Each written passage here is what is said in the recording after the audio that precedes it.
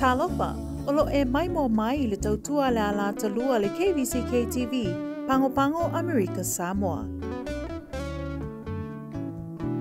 You are watching KVCK TV Channel 2, Pango Pango, American Samoa.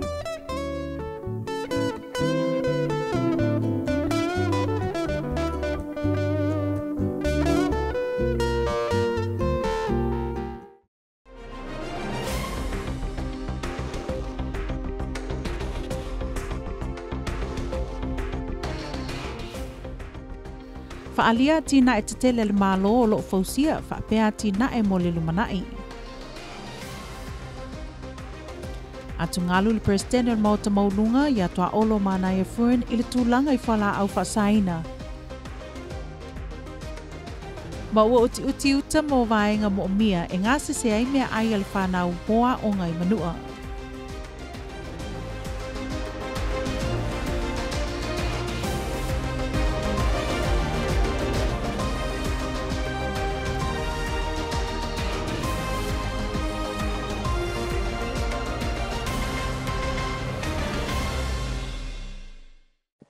E whaatala whaatila mai mo mai o la tunuu o se whaopoponga leo tala mai lau KVCK.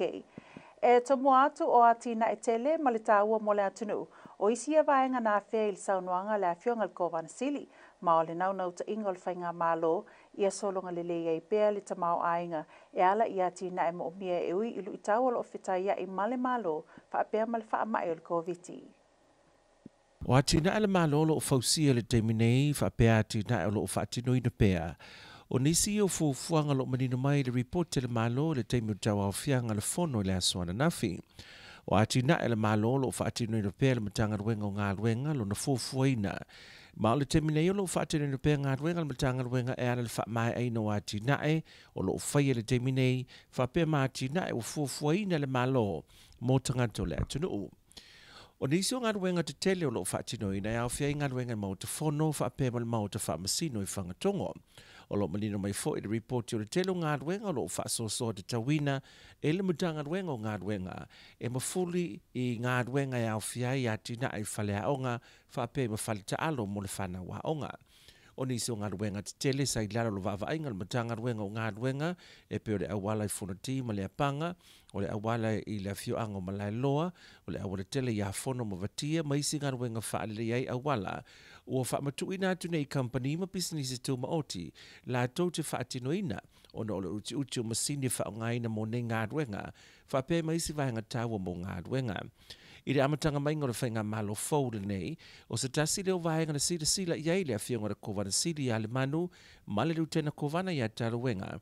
O le whaio ngā ruenga whaale le ia mawhausia no fuanga, le awa ui nai le whanau i ia mawhaio no whaafai ngofia i nai, le awa ui no whanau ma le wha moe moe, ia o ngā tūsa ma tūlanga pe o na iai isi a tunuu. I le whaapopo ai o le whaitau miliona na mawhaio na mawa mai lalo le Carers Act mo na matanga ruenga wa onga. O le ana whaavai nai loa se komiti e au whiai ma le Officer of Procurement ma le matanga ruenga wa onga e fuafua te tauina ma whaatino ngā ruenga mo mia mo le tu i awa onga le whanau. I manua e telen maano noa i nisi fo i o fuafuanga ma ati na e mola motu sa e peo na whailo mai le reporti. O nei ati na e mga haruenga le i whaafai ngofia i tangata i le vahengo le atunu o na mau ngofia au nanga le malo. Le tulanga e whemalanga inga le ea. O i nei ngā haruenga lo whaatino ina mo le whaale o mlai vale le ofu. O whaawina pia fo i ngā haruenga le vahenga i whaatali ei pase se le mlai vale le fitiuta. Ma waamata ngā haruenga mo le whaengle o le school lunch. O lo whaawina ngā ruenga le vahenga e whaatalei pase se fitiuta. Wa amata fo i ngā ruenga mo le fausia o le whale le school lunch program i tau. Wa mai asa vahenga tele le awala i muti e tele. Wa wha mai a fo i ngā ruenga mo le whale fōle matanga ruenga wafu mo lai vale le whale asao. Whape maisi ati na e le malo. Wa fuafuaina. A wale whaatunga wina pēr mo le whaafai fiena o le au nanga mo le atunu i manua. O swinga mo mia le whaavaio se tasi leo mata upolo o fuafua i eile malo e whaatinoina i se temi o iluma. Ma ua i eile whaamoe moe le malo e whaatinoina se fontanga e mawai le avanoa o le atunu e whaali ai fina ngalo mamanatu i swinga o le whaavaio e peo na fuafua ina. I le saunuanga le awhionga le kovana na ia ta uai le taua o le nei whaamoe moe mo Amerika Samoa. Ai maise ona tupulanga whaia e mo le lumanai o se vaenga le nei o le saunuanga a le kovana sili. O lea ua whaataunuu manaonga a o tātou tua a. Mau I lātou o le au ngā tūpulanga mua na o si whea ngainga ma Amerika. O isi au ngā tūpulanga na whaasā o na whaipoipo Samoa ma Pālangi. A ve ese swafa matai mai matai. Na o lava I tūlanga o le mau. Ia ma le kovana tōwhia na I lava ina pule I lona soifua. A whaiva se lau au na spulu na saingi ai whai lau tusi o le interior le whaavai mua a Amerika Samoa. Lalo le awhionga le kovana tōwhia ia Peter Coleman. A whaiva se lau au na fitu saingi ai le whai lau tusi o le interior swinga mua o le whaavai. A whaiva se lau wadu whana toi usuia le fono o le whaavai. A whaiva wadu ono a lo I ai lana whionga le kovana a pilu tali ia swinga. Lua awhes furu na usuia munmuli ai le fono o le whaavai lana whionga le kovana ia tau ngiola. I le au ngā tere o le nei fuafuanga whaatemo kalasi. A wae fili ai lava I le atanuu lana whai ngā mālo. O lea, wa tātou ai nei e pei o fuafuanga whai a le tātou whai ngā mālo. O le popolenga o le awhionga le presidente o Mota Maulunga I atua olo mana I fruen, o le tūlanga whaingata wo I aila tunuu ono le ofi mai o whala au whaasaina le territory, ai maise o le toatele o tangata matupulanga talavou wa a fiai. Na saunoa tua olo e tatau na sila le komiti o lo ngafa ma le mataituina o le ofi mai o whala au whaasaina, pe whaafefeo no o mai whala au whaasaina I le atunu. Na saunoa tua olo e ui o lo lelei tamu whainga uma mo le puipuinga o le whaamai o le COVID. Ai o lona popolenga, o le ātau wau ina mafuli I le COVID ngaluenga whai, ai ua whaatua na I le si lea vaenga tāua o le ngaluenga, o le taufia o le ofi mai o whala au whaasaina I le atunu. O se vaenga le nei o le saunoanga le presidente I atua olo, I le taimi na usui ai le fontanga le Mota Maulunga I le tai au nei. Vaiangi ki o kako makele I le Kvzk. A leo whaamale ngore malo e wala mai whala au whasai le komu. E kasi ale port of entry ko fionga ngā I le waf. Maol malai malele. Ko kiki a leise reide le whai e le moingi eisa, ma oingi whanga I kakongo le fisiri, ka whenga o mai o mei e kongo nge. I ka kai leo whamao. Ka o koe kua peo o kawhai lau o whionga malo le whale, whionga whai vai. O oe le kai ko miki le vai nga lea lo, ki e le whionga le li kopsika.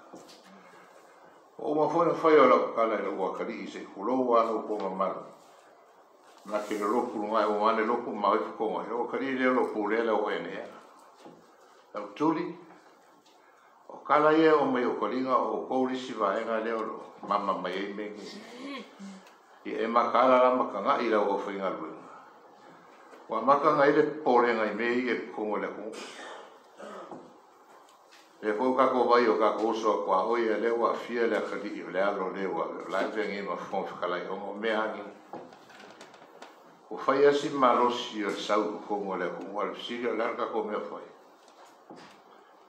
le ingi di poki o kau ngenga siri ngia le fono le lo isi le ale me o Yesu suenga o mengi a kupu mo le falmai le o koe kupu falua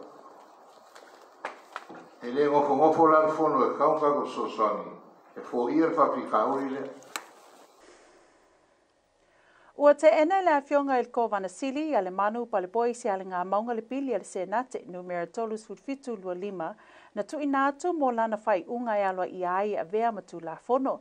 I se tusi a le awhionga le li kovana tu inatu I le fofonga whetalai o le mōtau sui, ia novema so valu tausanga na te anei, na whaali ai a le kovana e whaapea, o le pili ua whaingoa ina le tu la fono e whaapopo ai sui a le komiti. Paapea masauwhanga le malo I le tupe o ritaya tangata whengaluenga le malo, wana ia te ena ona utulanga I pei.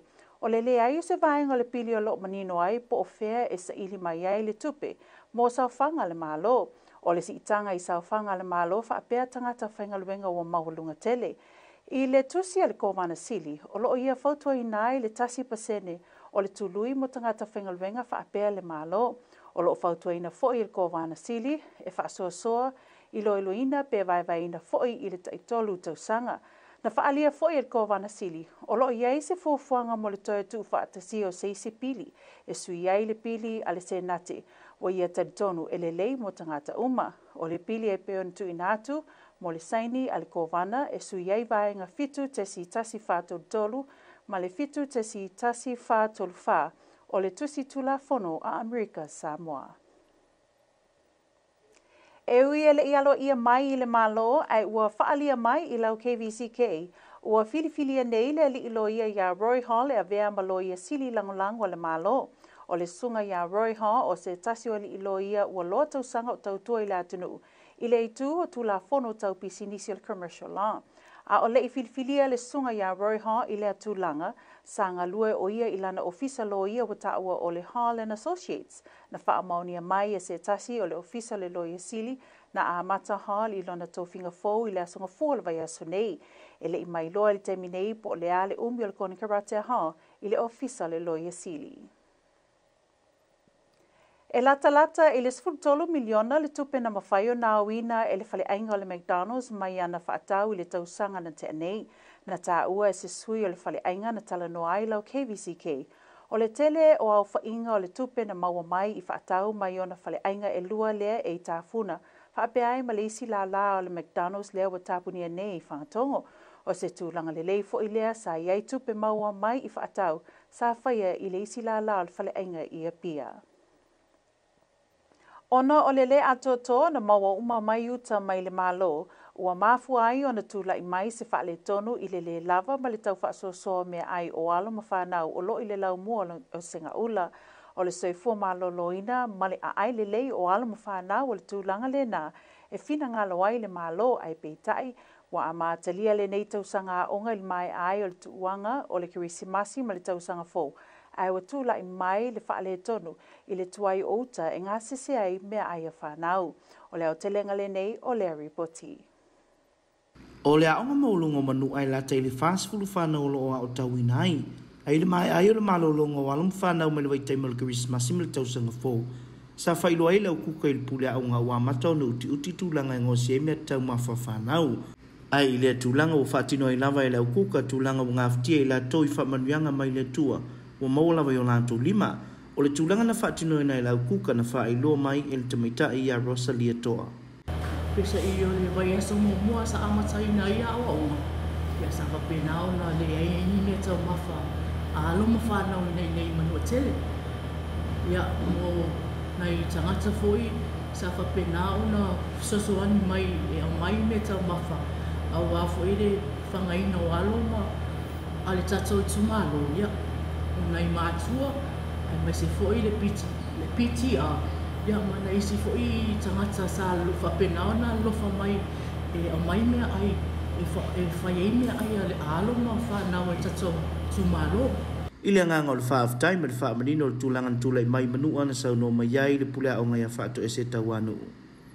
Lo tau whai lava le pule aonga me le malo whai aonga ia whapea foi le piti a ia tau whaasoa foi o a whai ni mea e tauna au mai a wale fonta mawha ia au le soifua malolo ina al whanau e pe o le mea ta wana e tau fo iona mātou wha e tete fo I po ai tu ai ngā mea tau sami e tauna au mai fo e tauna wha atino ina fonta sa tau mawha o le whanau fo iona no tele ia au le tausanga ia na tausanga tu watu ia masalo o le tūlanga I wa a fo I whia inga o tūranga me tau mawha mai tu tuila ia mō mātou nei manu a tele.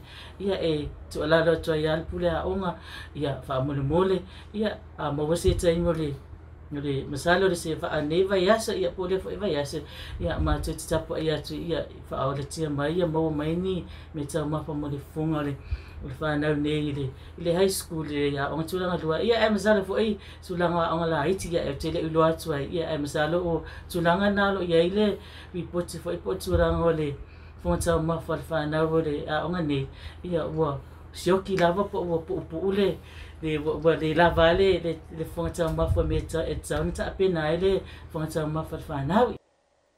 Mai mom whaafonga mai loa le tātou tala i le tau. Tala le tau mo Amerika Samoa o le aso e mātele i nā waua ta ape solo timu ve vela e valu fitu savili e angi le lautasio o atu i le sfulu mai le i tu la. Mo le pōna nei o le pō le aso lulu e mātele i nā waua ta ulu timunga ma lu e fitu valu ve vela e valu fitu savili e angi le lautasio o le sfulu mai le i tu la. Mo le aso tofi e mātele i nā waua ta tele timunga ve vela e valu fitu ma lu e fitu valu savili mai sisifo e sfululima i le lua sfululima mai le i tu la. Mo le asfarele savili e a waoa e te tele timunga, vevela e valu fitu ma lua e fitu valu, savili mai sisifo e lua sfululima i le tolu sfululima mai le i tu la. Mo le aso toa naia o le po le aso sae ma tele i na waoa e te olu timunga, vevela e valu fitu ma lua e fitu valu, savili e angi le lautasia o le sfululima mai le i tu la. I la aso ngafua le aso maloloe ma tele i na waoa, e te ulti munga vevela e valu fitu, savili mai saute sifo, e sfululima i le lua sfululima mai le tula, mao tala nao le tau.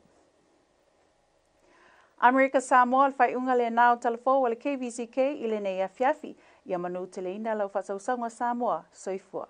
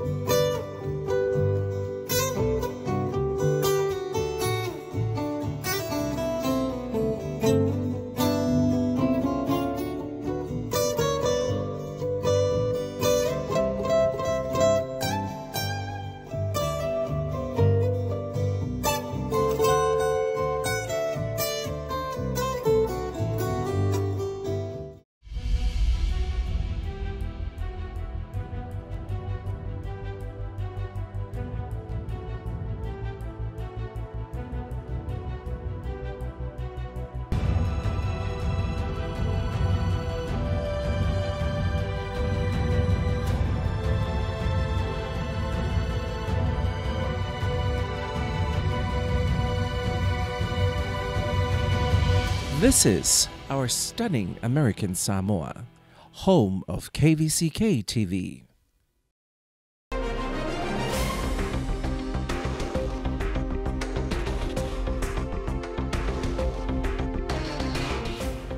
The Lemanu Talawenga administration recognizes the need to rebuild and strengthen our critical infrastructure. Everyone needs to work together to address our drug problems, says the President of the Senate. And shortage of food supply for schools in Manua.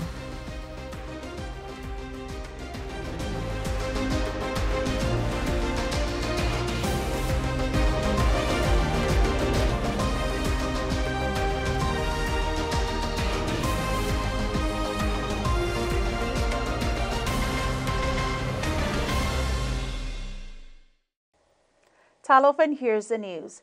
Investments in critical infrastructure are investments for a better future for our territory, and as Governor Lemanu mentioned in his State of the Territory address, the government has stepped up to meet this challenge by making investments necessary for a stronger economic future and improvements that benefit all American Samoans. Building and strengthening our critical infrastructure is key in this day and age of COVID-19. Lemanu and Talawenga have continued to highlight programs for infrastructure development and development of sectors of government. The State of Territory Address Comprehensive Report confirms the Department of Public Works continues to manage the infrastructure of American Samoa by completing ongoing projects and addressing the immediate needs of the general public streamlined by the Governor's office. The Department of Public Works is working on upgrading existing government structures as well as developing new projects with innovative ideas that will project the new face of the government with modern infrastructure and developments within the coming years. A few major building projects include the ongoing Fono Building Project and the High Court Building in the village of Whangatongo. Majority of the building projects managed by the Department of Public Works are school buildings and gymnasiums. Major road projects include the Fonuti and Lepanga Road Project, the Malailo Village Road Project, the Afono and Vatia Village Road Projects, and island-wide ongoing road maintenance repairs supervised by the Department of Public Works, but were later outsourced due to the lack of resources and equipment. The administration has invested greatly into education infrastructure to build and upgrade school facilities to support student learning and achievement in the 21st century. With the injection of millions of dollars in the CARES Act funding for the Department of Education, the Office of Procurement and the Department of Education have established a maintenance committee to plan and implement the numerous maintenance and infrastructure projects. The Lemanu and Talawenga administration also remains committed to serving the people of Manua by improving government services and investing in critical infrastructure projects.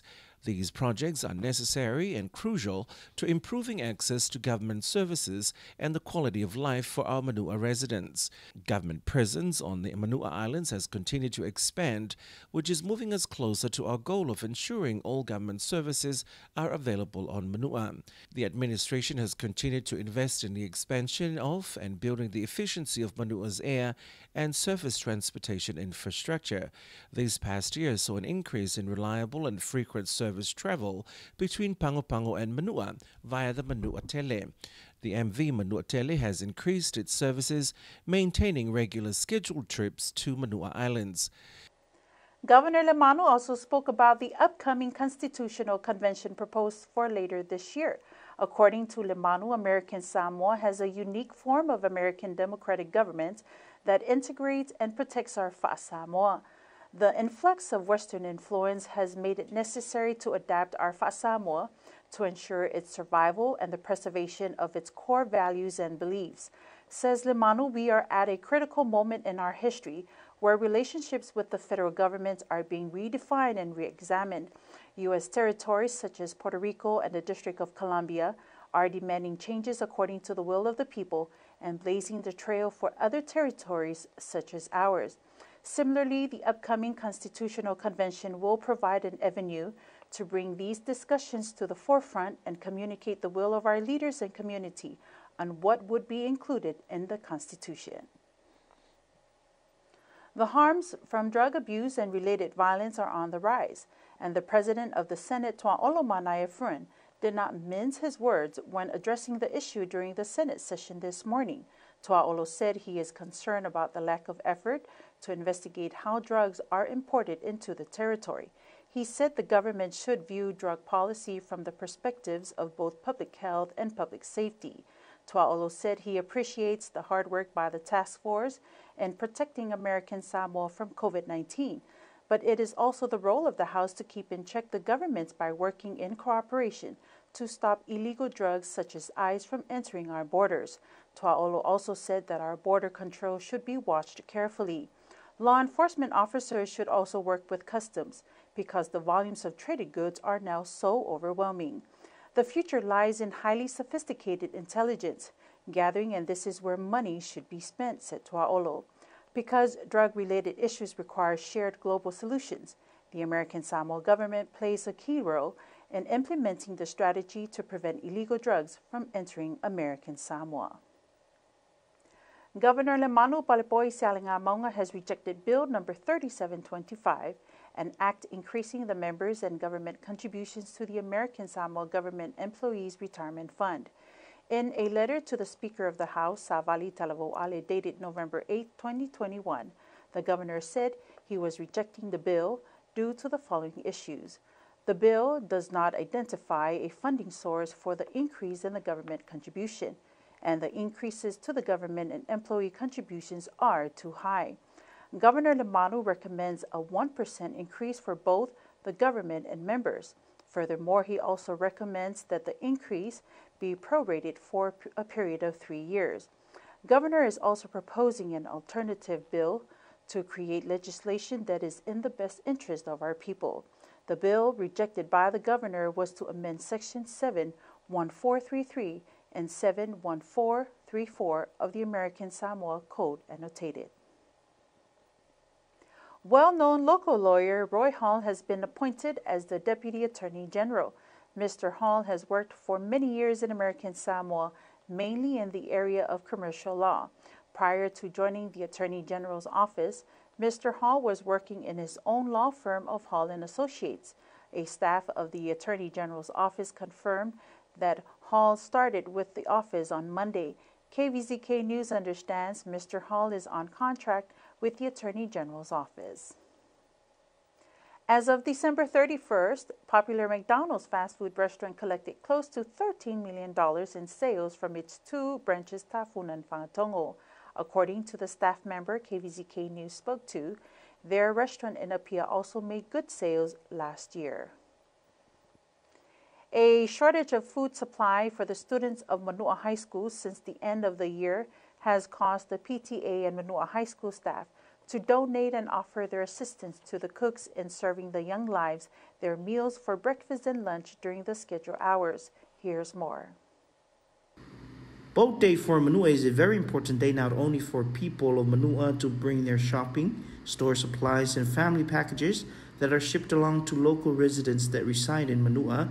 A few departments also ship their supplies and orders, such as the school lunch program, to the Manua Tele. KVCK interviewed one of the staff members at the cafeteria, and surprisingly, no supply has been delivered, as was announced before school was out for Christmas and New Year break.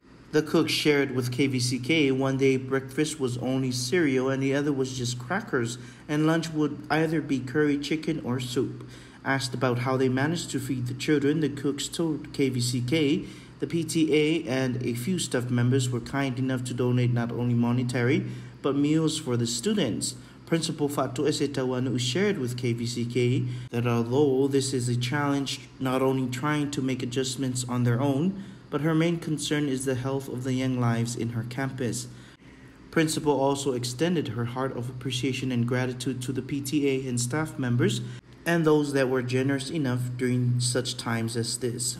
Hopefully there will be shipment and supplies on the next trip to Manua. Now here's our weather report. Today, mostly cloudy, scattered showers, highs around 87, variable winds up to 10 miles per hour. Tonight through Wednesday night, mostly cloudy, numerous showers, lows around 78, highs around 87, variable winds up to 10 miles per hour. Thursday and Thursday night, mostly cloudy, widespread showers, highs in the upper 80s, lows in the upper 70s, west winds 15 to 25 miles per hour. Friday and Friday night, windy, cloudy, widespread showers, highs in the mid-80s, lows in the mid-70s, west winds 25 to 35 miles per hour.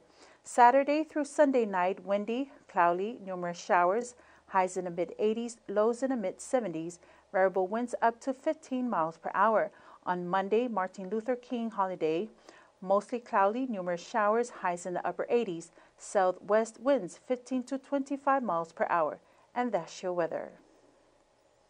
And that concludes our news for tonight. Thank you for watching. Good night.